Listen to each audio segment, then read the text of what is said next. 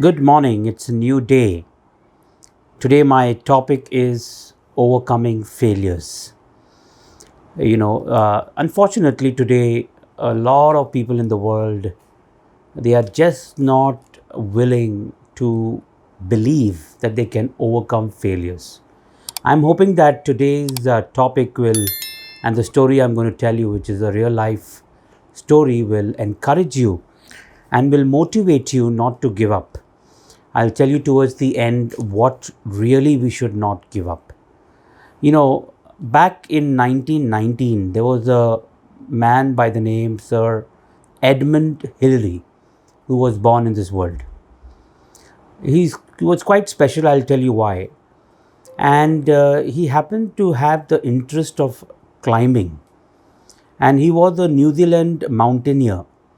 He used to climb a lot of different peaks, but his dream was to climb Mount Everest, which, by the way, was the highest peak, that is close to around 29,100 odd feet.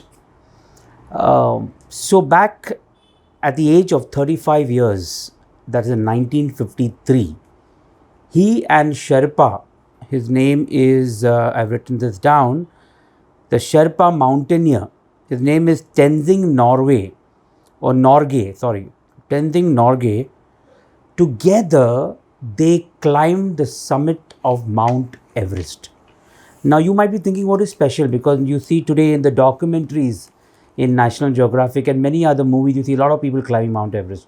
Why these two were so special? Why was Hillary so special? Edmund Hillary, Sir Edmund Hillary, his name was. Why was he so special? Because they happened to be the first climber that climbed Mount Everest. 29,028 feet, that's close to 8,848 meter. And I want to tell you, and by the way, that point is the highest place on earth that you can reach. It's a great achievement, one, because they happen to be the first climber and their names have gone in the history books. I want to tell you it's not easy to climb Mount Everest. There are a lot of dangers. There are a lot of hindrances. Like there are a lot of speed breakers where many climber quits, although being a professional climber. Like sometimes there are falling rocks. Two, there is falling ice. Then there is the downward slope, ice slopes falling from downward and upwards. Don't forget about the snow avalanche. That's so dangerous. Sometimes the climber slips and falls. Don't forget the altitude and the weather. That sometimes becomes the greatest challenge for a climber to climb Mount Everest. Why am I telling you all this? By the way, Edmund Hillary did not climb alone. He had another experienced mountaineer with him. Together, they helped each other. They as partners and they climbed the highest place on earth. One, to overcome failures, overcome the hindrances. The hindrances will come, but do not fail. Do not, just give up and say, I'm not going to walk anymore in the way that I want to walk on. Sometimes, God wants you to walk on a way that looks very difficult. But don't give up. Don't, accept failure so easily. Overcome failure, my friends.